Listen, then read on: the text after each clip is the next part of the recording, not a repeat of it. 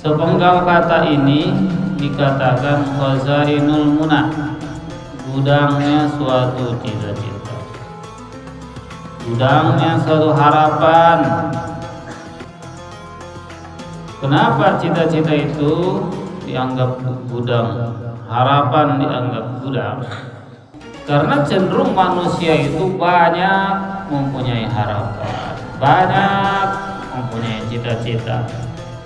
Tapi ada kalanya banyak juga yang tidak kesampaian. Kadang-kadang kita ditanya cita-citanya apa, banyak, nggak satu. Mau jadi ini, mau jadi itu, banyak. Khazainul munah, bagaikan gudang, isi apa saja ada di gudang. Banyak harapan kita, harapan dunia, cita-cita dunia, harapan-harapan akhirat, cita-cita akhirat, cita-cita agama, ingin jadi sukses dan lain sebagainya. Bahkan melebihi kapasitas kita sekarang ini, yang bisa saja mungkin mustahil cita-cita itu, tapi setidaknya sudah digudangi. Maka setiap orang yang ditanya, nggak ada orang yang mau bangkrut, nggak ada orang yang mau rugi, nggak ada orang yang mau gagal. Semuanya ingin sukses, walaupun yang malas sekalipun, walaupun orang yang tidak mampu sekalipun, orang yang tidak bisa apa-apa, yang penting bisa ngomong aja, pasti dia ingin menjadi sukses hidup ini. Tetapi yang belum disadari oleh orang-orang yang punya cita-cita tinggi adalah bahwa semua itu berjalan di atas jembatan ujian. Satu paket, kalau kita mau naik itu harus ada ujian. Jangan mau naiknya doang, nggak mau diuji. Tak mungkin. Dalam kehidupan ini pasti untuk mengetahui kualitas seseorang kan lewat ujian. Kita ingin tahu orang ini kualitasnya bagus, layak jadi ranking 1, dia harus menghadapi berbagai ujian dulu. Yang peringkat 10 aja diuji, apalagi yang peringkat 1. Nah gitu. Jadi kalau kita di pesantren jadi santri, ingin bisa ngaji, ingin bisa baca kitab, ingin selesai hafalan, ujiannya enggak satu. Kalau itu gudangnya banyak, tikusnya juga banyak bahasanya gitu ya. Kalau padinya di gudang penuh, di sana banyak macam-macam. Tikusnya ada, kecoanya ada, semutnya ada. Kalau kita nggak punya gudang, nggak bakalan ada. Nah, kalau hidup mau bebas aja, nggak usah punya apa-apa, nggak usah punya harapan. Jangan sekolah, jangan mondok. Berarti kita berani ngambil resiko, ada di sana. Berani ngambil cita-cita, ada di sana. Akan sepaket dengan ujiannya. Gak mau kita kesampingkan, saya gak mau diuji, ya gak bisa.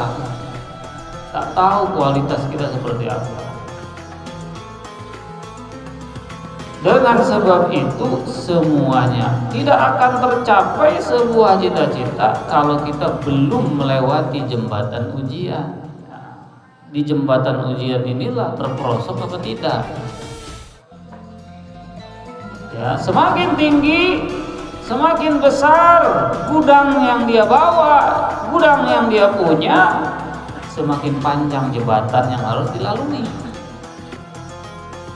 Semakin banyak di bawah jembatan itu airnya yang tentunya besar.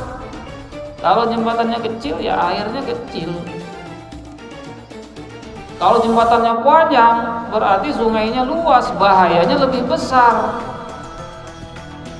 Dengan sebab itulah semuanya di atas jembatan ujian kita berjalan, maka harus sadar. Kalau nggak sadar ketika kita lagi mondok, malah ini ujian. Ketika lagi mondok, kemudian ada ujian dari mana?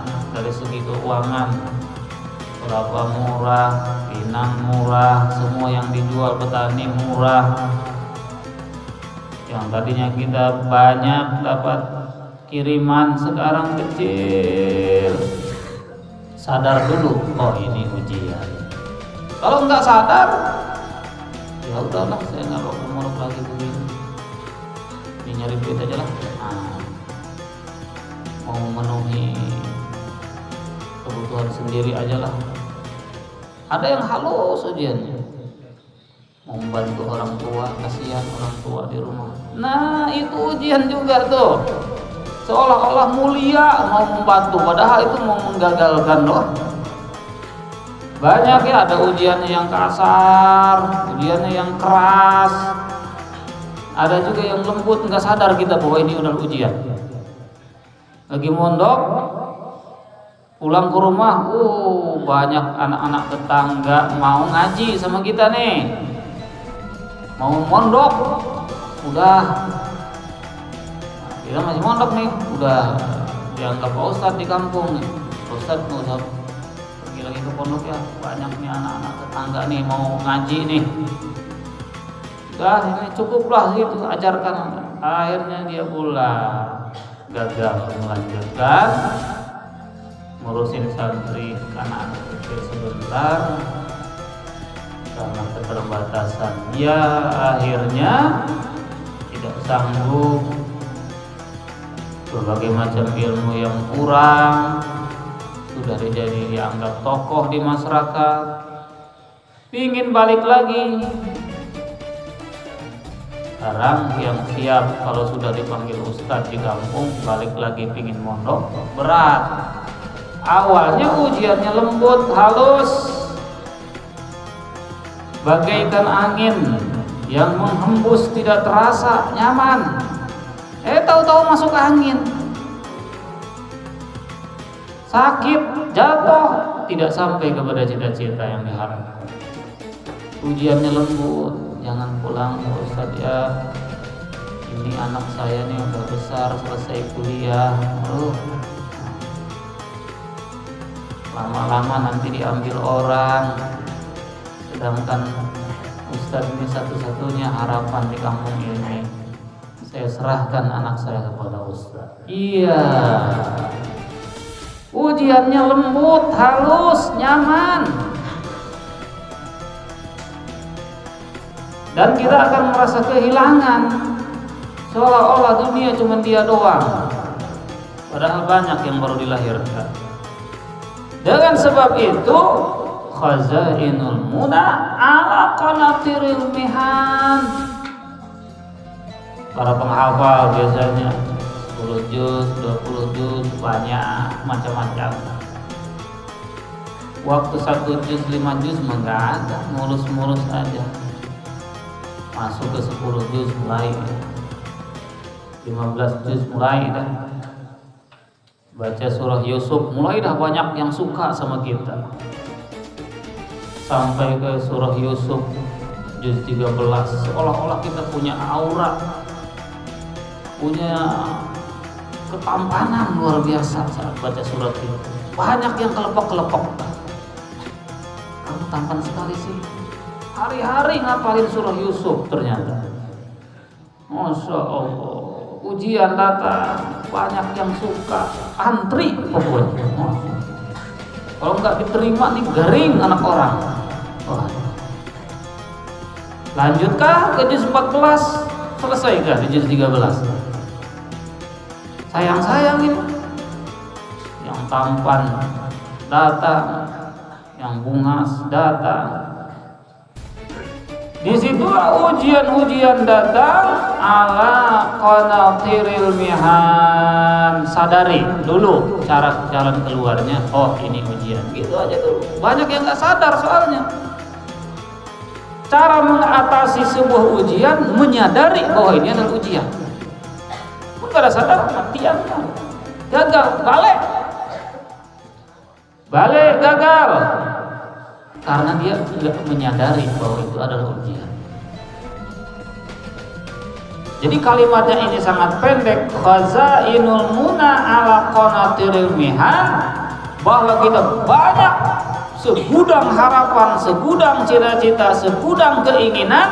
Ingat, semua akan berjalan di atas jembatan ujian. Ini yang perlu kita sadari.